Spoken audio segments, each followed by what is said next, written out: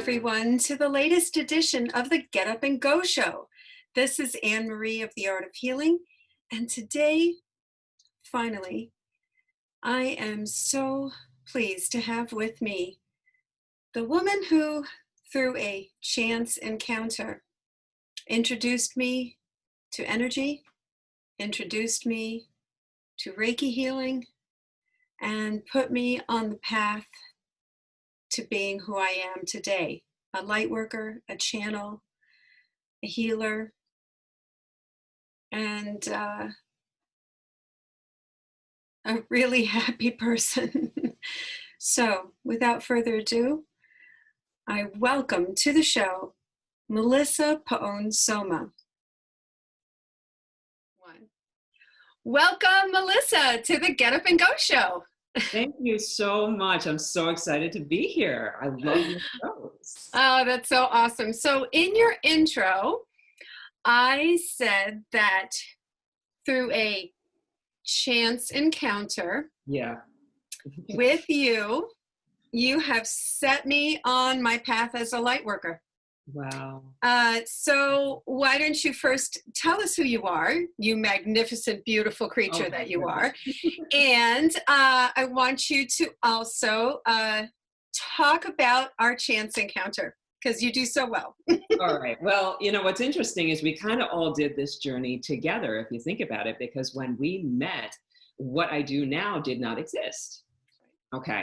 So what I have now is I have this lovely little shop called Light Club Curiosity Shop. It kind of started out as a mission that me and my husband decided to do. We couldn't really figure out how to meld our skills. And I've always been a light worker, metaphysical worker. My background actually is in martial arts, which brought me to healing, which brought me to divination, which brought me to everything else. So that was a nice framework. I'm also a massage therapist, and I've been a Reiki master for about, a very long time. Let's just say a very long time. So we decided to kind of bring all that together, and we weren't sure what to call it. So we decided to call it a curiosity shop, because it would bring people in. They would say, oh, we're curious. What do you have? And it kind of umbrellaed everything. So it's metaphysics. We do readings. We do a lot of healing. We do healing classes, which this beautiful woman assists me with. And my husband does photography, and we have art, and everything is all very metaphysically based. So it kind of morphed into this big, beautiful thing. And now that we are online, it has really expanded. So now we're national, and even through our shop and everything, international. That is fantastic. I didn't know that. Yeah. Wonderful. How wonderful. Yeah, we have vendors in the French Riviera. It's pretty cool. Yeah. Oh, and apparently we're very popular. We just found this out in France. They love our candles in France. So there's actually some shippers who they'll buy about 3 dozen candles or whatever, and they'll ship them out to France. So there's like a middleman that we deal with, China as well. So we're basically going all across the country. I mean, all across the world. My goodness. That is. Yeah. So. Through the roof bonkers. That, I mean, really. Yeah, and this is all within the time that we met. Okay, so which has not been that long, but the amount of work that we've done together is crazy. Years. 5 years. That's it, because it's all tied into your anniversary, my dear. That's right. That's right. Okay. You just had your 5-year wedding anniversary. Correct. That's right. Yeah, May 1st. So and here's the funny story with that. My husband is a photographer, and I had found out that apparently you could get photos made out of sugar and have them put on a cake. Okay, so I was thinking that would be wonderful for a wedding cake to have all of his photos all over it. But I looked at a lot of them, and some of them just kind of wrapped the photo around like fondant or something like that. And I was not happy with that. I'm not a fan of fondant at all. It kind of tastes like wax lips to me. It's just not. So I was trying to find a wedding cake. So finally I wanted something with a buttercream, but you can't really put the photo on that. So I had been searching through, and I just pulled up this random picture, didn't even look at where it was from. It could have been from Czechoslovakia, for all I care. And it was this gorgeous cake, which was buttercream, but it had these little fondant frames all around it with the photos on it. And it looked like a little art gallery. And I was like, that's the cake. That's the exact cake. And I stole the picture, didn't bother to look at the website, which was a problem because then I didn't even know if that person was making cakes. I didn't know if that was just a random cake. I didn't know if it was from this country. I didn't know anything. So eventually I have this stuck in my head because I'm one of those that when it just starts moving around in the head, I can't let it go. It's obviously a message in some way. Can't let it go. So I go on this vendor site, this wedding vendor site, just a random site that I just found out about. And I throw this picture up there and I says, hey, who can make me this cake, right? And for like 2 weeks, there's crickets, there's nothing. So just at the point where I'm ready to give up on this cake, I get this message saying, oh, that's my cake, right? Which happened to be you.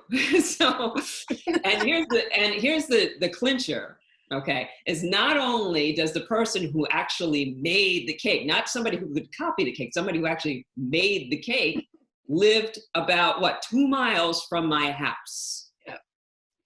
So that's just, that's basically the universe saying that, we were meant to meet, and through our meeting, we were meant to have whatever we wish. Yeah.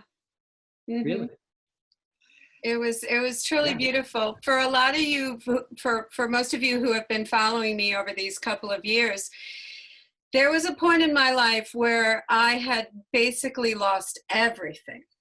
Okay, I had lost my marriage, I had lost my job, I had lost my source of, my income.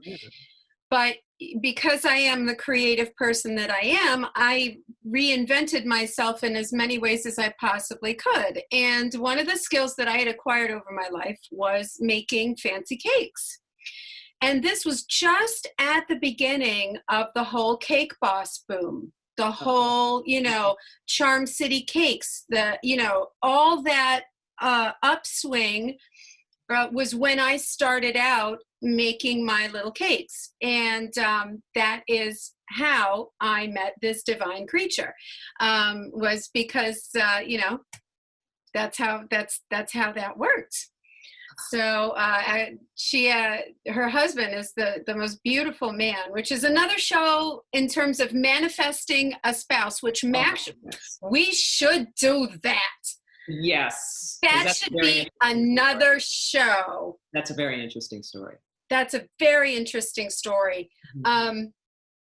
So both his story and mine, actually. Yeah, really. Together. So it's really that was just full on manifestation. But basically, this entire I don't know, the past I would say 9 years of my life, okay, going on 10 now, have really been on the fast track in terms of just manifesting. I mean, I was really in a good place when I did meet him. Mm-hmm. And I've noticed that, when you do have somebody who is like-minded, like, for example, us together, mm-hmm. you really move very, very quickly. And see, that's the one thing I really noticed, is that that's why I think we were able to manifest the shop as quickly as we did, and why you manifested your spirituality. Like it was like this huge boom for you. Mm-hmm. Because I remember you coming in, taking the class. I was so pleased that you took the class. I was actually surprised. You were the last person I had expected to come in. And you were actually my first group of Reiki masters at the shop. You were the first group. There was only like 3 of you. Mm-hmm. And you were all artists or something. It was really fantastic.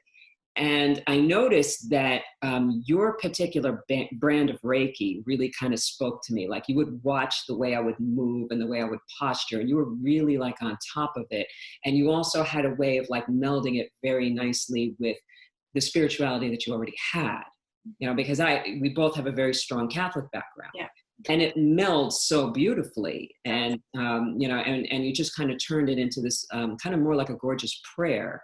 And then as soon as you turn it into a prayer and you're able to meld it with something you already have, then now it opens up, and now everything starts coming in. Mm-hmm. So that's really when I say the magic happens. Mm-hmm. The second you're able to connect something new with your foundation, then it just explodes. Mm-hmm. So that's why I always felt that, you're really the only one that I've ever had teach with me Reiki, because I really feel that out of all of the students that I've ever had, you are the closest to the message I'm really trying to get out.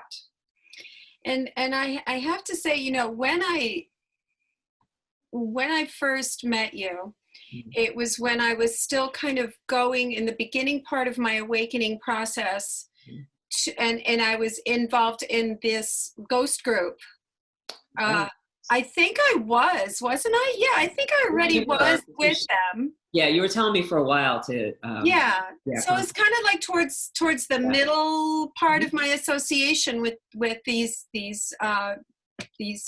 this organization, and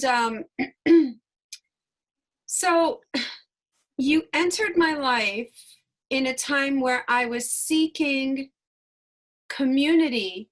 Yes. For something that I knew that had been with me my entire life, but I just I didn't have vocabulary. Yes. I didn't have experience. Yes. And I remember when I first took your class, I had never heard of a chakra. That's right.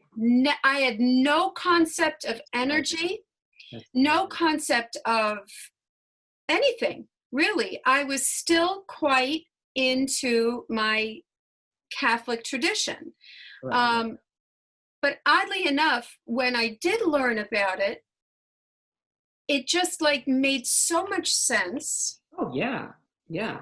And it wasn't like I totally rejected where I came from. That wasn't the relationship I had. And I know you have that same relationship too. Absolutely. Absolutely. I mean, it's really what spirituality really is everybody's kind of brought in, with a specific religion. And I always feel that, what you're brought in with is a jumping off point. And if you don't jump off from there and make it your own, you really haven't fulfilled your potential. Mm-hmm. You're still you have it, you never lose your potential, mm-hmm. but you really haven't propelled it anywhere. Mm-hmm. Now, see, what I started out with is, when I got to starting to learn about the chakras, the thing that always fascinated me was the numbers. Okay. So there was all these disciplines. So first I started out with, because I was, at 2-3 years old, I was reading Baltimore catechisms. I loved, and I will still say this, I had the calling. Yeah. So I did retreats to join the convent. Discernment. Discernment retreats. Yeah. Ooh, yeah. I did. And, but at one point I just kind of realized that, there was more information that was coming in, and it was just, and I would have had to leave that behind. And I felt like that would be irresponsible. Mm-hmm. Because if this was being given to me by the universe, I had to pursue it. Right. So I started making all these connections, okay, like 7, okay, 7 archangels, 7 deadly sins, 7 virtues, 7 sacraments, 7 chakras, 7 this, 7 that. Wow. Then it got to, right, and then it got to when I got into massage school. Okay. Mm-hmm. Then it got to the physical level, because you have the spiritual, you have the mental. Now here's the physical. Mm-hmm. We have 7 cervical vertebrae. Every mammal on the planet has 7 cervical vertebrae. Every single mammal, even giraffes, they're just much longer. Really. So this is, yeah. So if you, which means each one corresponds with a chakra, right? So this is the stuff that holds your head up and raises you towards the heavens. So if there are 7, so it's reinforced in nature so many times that all we have to do is really kind of look around us, and that's basically, what is that? That is God. So, so all of these things. Woo. Yeah, it's just, girlfriend, this is like really beautiful. Wow. So I started, so had I, just gone through and just become, I wouldn't have been able to put all of this together. So it just brought this whole new spin on everything. So even when I'm doing like massage or Reiki, sometimes when I'm doing Reiki, I'll get in there and I'll start working the neck, and I can find out, if you have a vertebrae out on that neck, Well, that says something about that particular That chakra. chakra. Precisely. Precisely. So, so if you have a pain in the neck, it's something it should be looked at. It's a message. Yeah. All of our little pains, all of our little emotions, these are all messages. Yes. And they're gifts. Mm-hmm. And if we don't see it as a gift yet, it's just because we haven't learned how to use it just yet. That's right. all it is. So it's an opportunity to learn. And that's what's so beautiful about, meeting you, is just that, I mean, you made my cake and we could have left it at that. Yeah. That could have been it. Yeah. Right. But you came to, I believe you came to our grand opening for the shop. Mm-hmm. Yeah. You were there for that. So you were there from the beginning, Mm-hmm. just basically as soon as we came together, you were right there. She's also made an anniversary cake for us every year, because that was one heck of a cake. Okay. The only problem is now everybody's going to want to order your cakes, but I'm just saying that was an amazing cake. But you were there for the grand opening. You were there for the very first Reiki class I ever did. You did an art show that really pulled in all of that chakra work in there beautifully. So I really feel that we have co-created very well together. That's because you just amazing. brought such a beautiful spin on it and brought so many gifts to our shop and made it better as well. Did I ever tell you why I took your class? No, this is cool. This is a very cool thing. So this summer before I was rehired, see, when I say I lost my job, I wasn't like fired. I was laid off because I am an art teacher. So they don't like fire you, they lay you off. But the summer before I was rehired, I was an art teacher at this camp, Brayside Camp. Oh, okay, yeah. Here in Middletown, where I live. And the last day, there was this little kitty cat. And you and I also have an amazing connection with kitty cats. And before I could even think, I just said, oh, I'll take her home with me. Like I needed something else in my life. But if spirit just popped that out, got to go with it. So I actually had one free reading with a pet psychic. Wow. And I wanted to read the cat because she was new and we didn't know anything about her. This pet psychic told me that the cat was telling her that I was a healer. Wow. And the pet psychic asked me, do you do Reiki? And I distinctly remember saying, what's Reiki?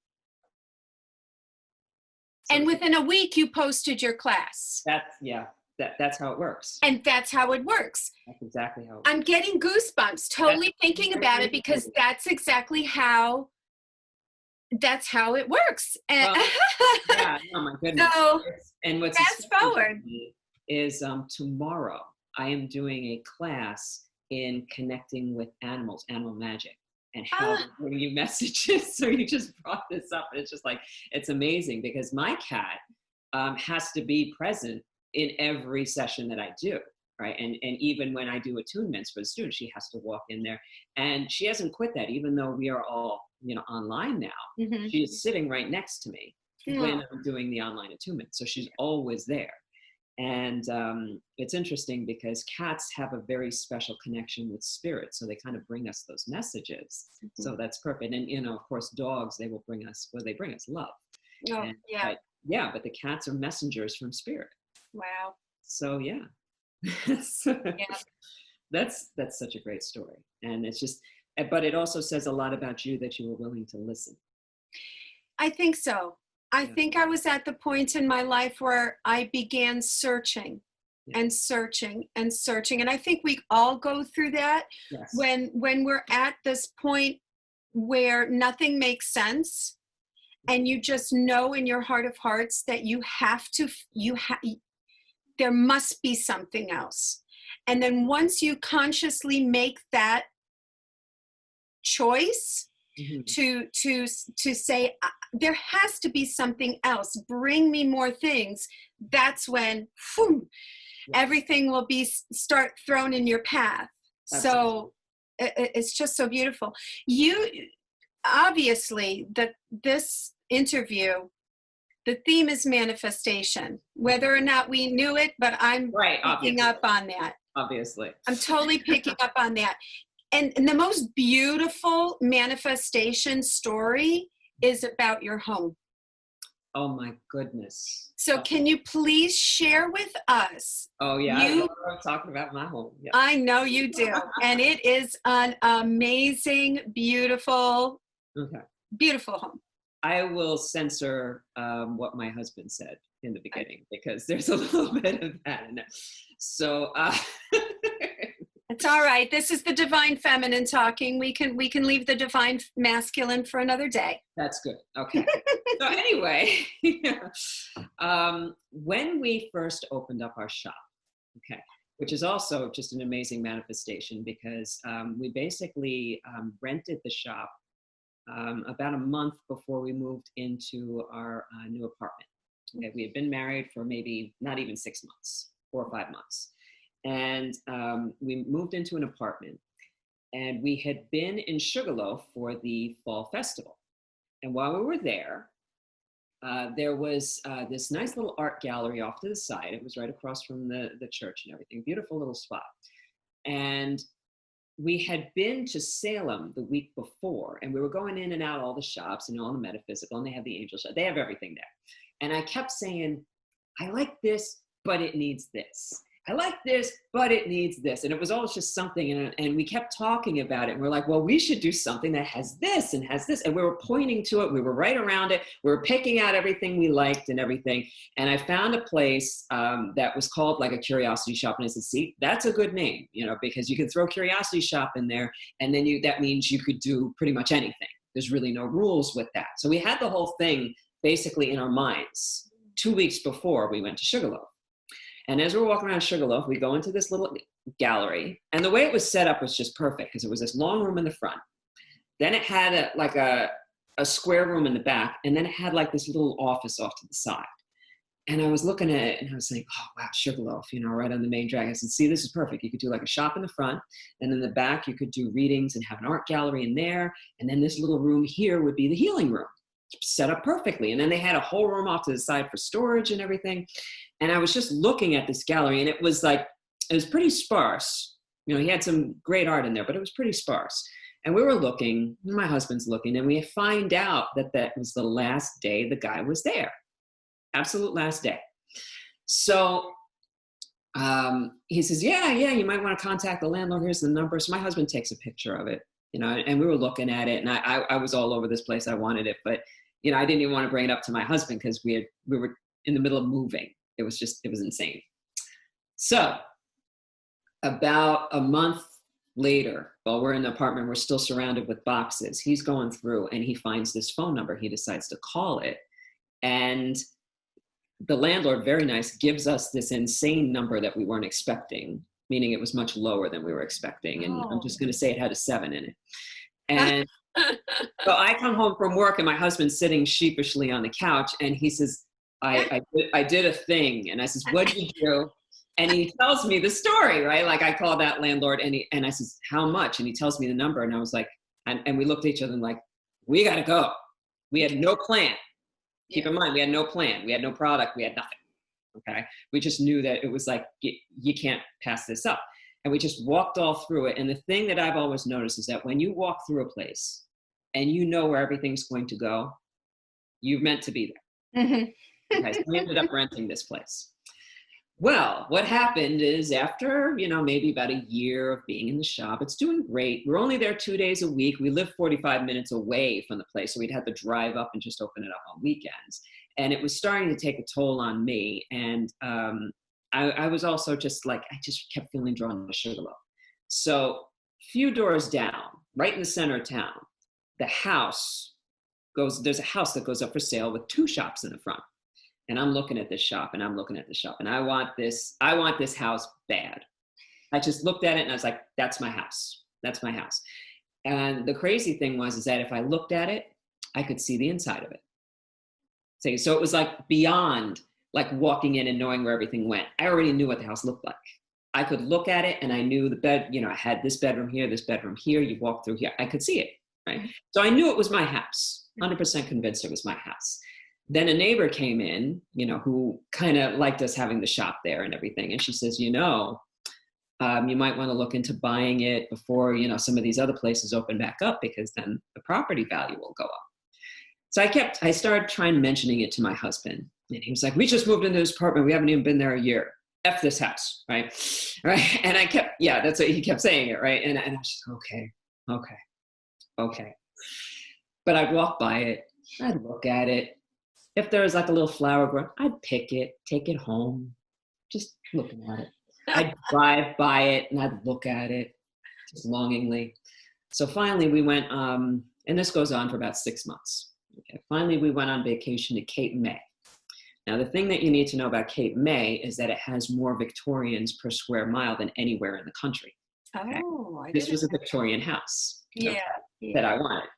And lo and behold, a lot of them are Victorians with shops in the front, and you live in the top. Okay, so it's basically this house that I wanted gone wild. So I pretty much took my husband and dropped him in the middle of that situation. So we're out for a horse and buggy ride at night, and the guy is telling us the history of all the houses and everything. And my husband's like, "Oh, I love this and everything, and how can they even afford this have a house here, because they were like in the millions. They started at like 2 million down there."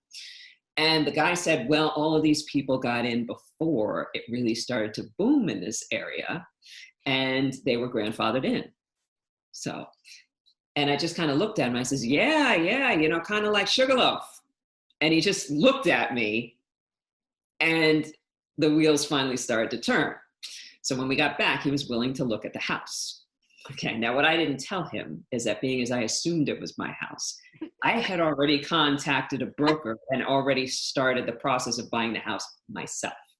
Okay, I did. And I figured, because I knew he would jump on board at one point. I just knew he would.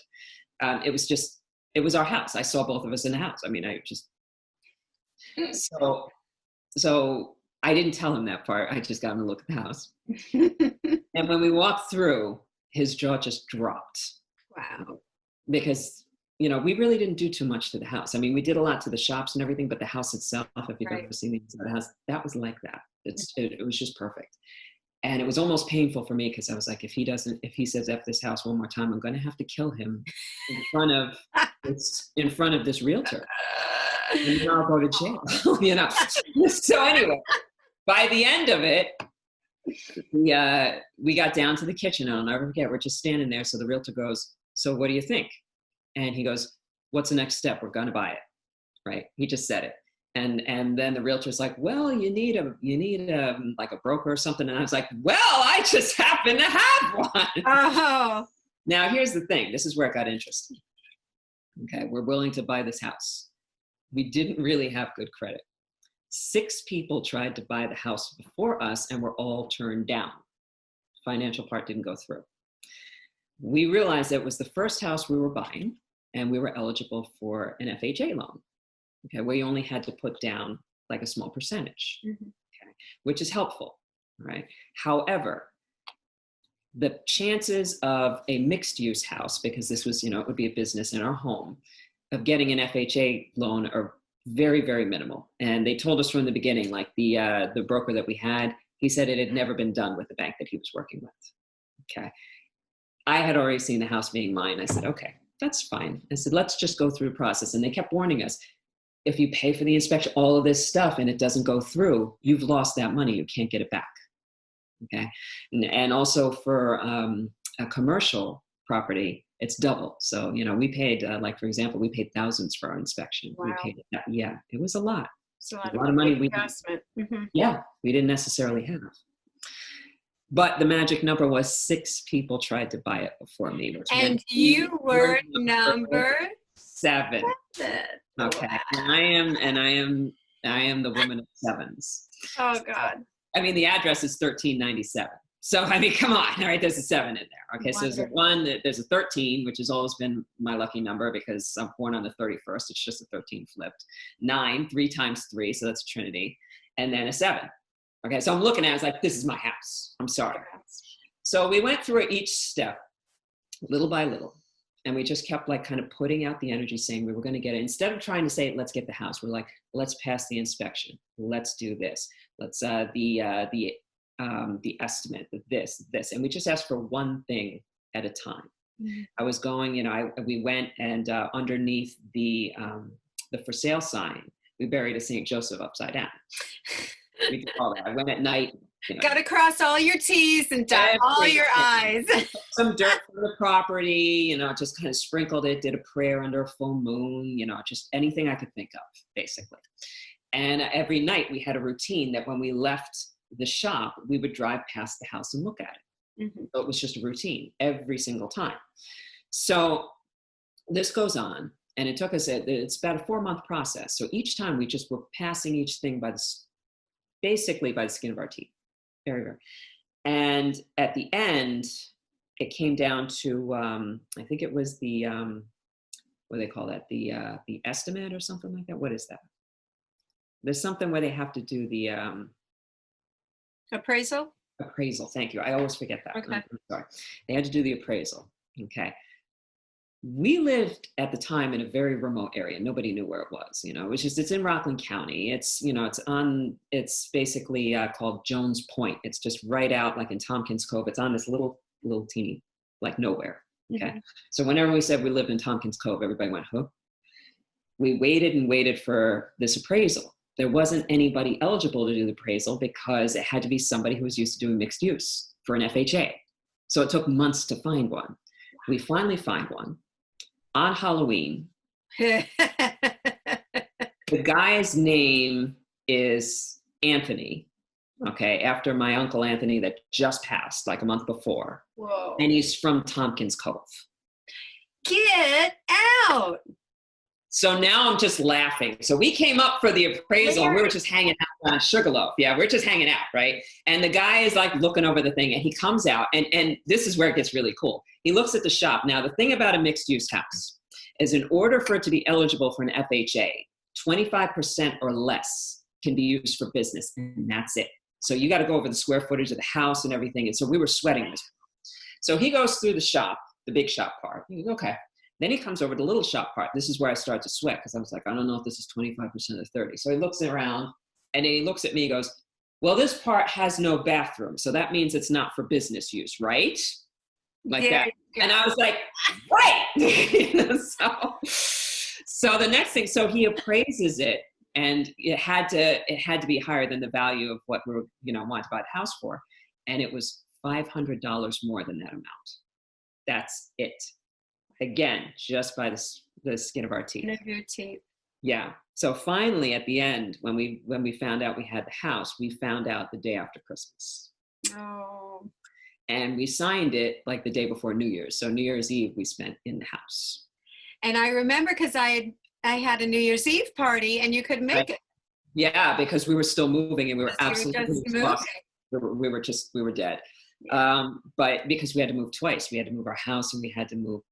And, we had the business, but I'll never forget that at the closing, both realtors looked at us and they said, we got to tell you, we got to be honest with you. We never thought you were going to get this house. Mm-hmm. How did you manage to get this house?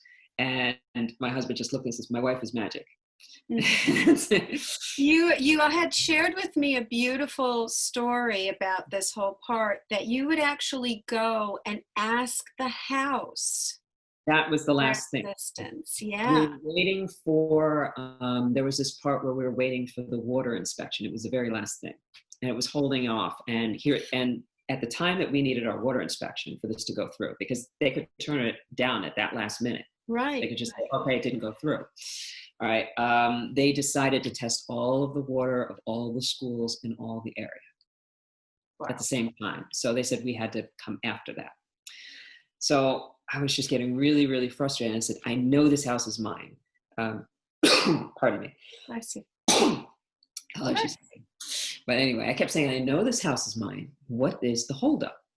And while I was there was some person who had came in the store. I'd never seen them before or since, which, is significant. Yeah. And she just kind of looks up and she goes, I can't help but overhearing, but have you ever asked the house to help you out? Oh. And I just looked at her and I said, no, I have not. And she says, well, don't you think the house should have some say? And I was like, yes, I do. Ah, So she goes, well, she says you could pull in the driveway, sit there and act like it's your house and just ask it to help you. And I said, well, there is no driveway, but I have an idea. So that night, when we were getting ready to leave, I pulled up, parked in front of the house, went up the front steps, pretended I was like walking into my own house. I held onto the doorway, like the doorknob, just held onto it for a second just to get the feel of it. And I turned on and I sat on the porch and I just asked the house. I says, anybody, all of these wonderful spirits that have lived in this house at any time, anything that's residing in this home, please help. Please help. If we are meant to be in this house, please help us, because we can't get in here without your help, because it's basically a co-creation if we're living there. So I just kept saying it, please help. If I would be honored to live with all of you and work with all of you. And this is what we have planned, and this is what we want to bring here. And it was basically, I think I sat there for a good 45 minutes talking to this house. And the next day they said, oh, well, we just decided to throw the inspection through a pasture good. The next day we found out we had the house. House worked fast. how gorgeous Yeah. is that? Yeah. That The day is after Christmas, which is crazy. that's amazing. Yeah. It's so amazing. I think it really brings to life the idea of really oneness with everything in nature. Yes. Yes. We interact. It's even though, I might be in this, talking to you through a computer. Mm-hmm. It's just energy. Mm-hmm. It's just densely compacted energy. Yeah. And a home, and it retains a vibration. Everything retains a vibration. Everything retains an energy. And your story of talking with the house and that, It was click. everything. The land, I knew I was very well acquainted with the house before I came in. So it was like, I really felt like when we finally started moving our stuff and it opened its arms like it was embracing us. You really felt that. So of course, I saged the house on New Year's Eve and everything. It's always been a tradition. Every New Year's Eve, I sage the house. I go through the whole thing. But there's a consciousness to everything. Yeah. Right. And if you don't recognize that, like with your animals, telling you to come, all right, there's just, everything has this consciousness. And the more you recognize that, the more opportunity you have to access all of this beautiful energy at every time, and co-create. We co-create with the house, you co-create with your pet, you co-create with your friend, everything. So it's really a beautiful thing. We co-create with our tea, it's just things like that. So tell me about your mug. Oh, my mug. Okay. Yeah. This is, I hope you can see. It just says "Hello, lovely." It has a song on it. It's my best friend from Florida. She sent this up to me for Christmas gift. Oh. So whenever I'm thinking about her, I bring that cup out. So. Oh, that's beautiful. Yeah, and that's another one. There's a big co-creation with her. We write a lot together, and oh, how wonderful! She was one of the first product lines that we had in the shop. So wonderful. Well, mine is one of those impulsive TJ Maxx purchases, but nonetheless, every day is a gift. I had one of the people I interviewed say to me that opening their eyes in the morning is the most joyful activity that they have, because they get to live a new day. They get to enjoy everything that this world has to offer. And I thought that was just so amazing, Yeah. It's just such a like, who would think? It never crossed my mind, but now it's in my awareness. So that's just fantastic. No, that's why everyone is a gift as well, because they give us all these messages. Absolutely. Plans. So tell us something that gets you up to go. What is it in your life that gets you motivated, that brings you immense joy? Oh, goodness. Wow. There's so many. It's nice when you have a lot, right? Yeah. You know what? Let me talk about something lately. Because, our lives have been kind of turned a little, on its head right now. And this is going to sound almost like an oxymoron, but routine. Okay. Because I've been able to establish a new routine. Good. And that's exciting for me. That really, because like every morning I get up and I have something for my body. Like I'll get up and there's the gym that I was a member of. They post something every morning, and it's hard, when you're shut in your home and everything, you kind of lose that. You're not going here, you're not going there, you're not going to work. Your routine is gone. Mm-hmm. And I looked at this, I says, okay, well, this is a chance to establish the routine that I want. So I wake up with something for the body, and then I go into, then I'm exhausted, and that's a really good time to meditate because I'm exhausted.